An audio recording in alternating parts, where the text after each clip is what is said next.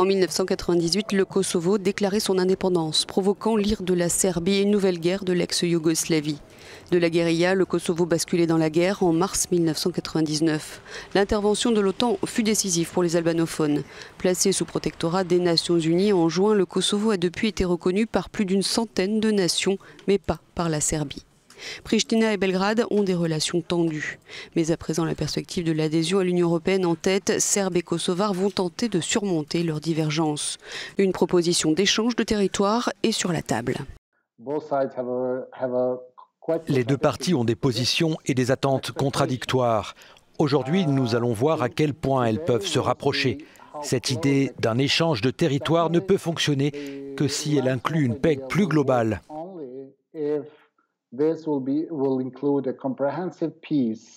La chef de la diplomatie européenne, Federica Mogherini, a récemment fait savoir qu'elle soutiendrait cet échange de territoire s'il respectait les lois internationales. Et ce, même si des pays comme l'Allemagne, le Luxembourg ou le Royaume-Uni s'inquiètent d'une possible déstabilisation. Ce n'est que lorsque le Kosovo et la Serbie auront réglé leurs différends qu'ils pourront reprendre leur adhésion à l'Europe.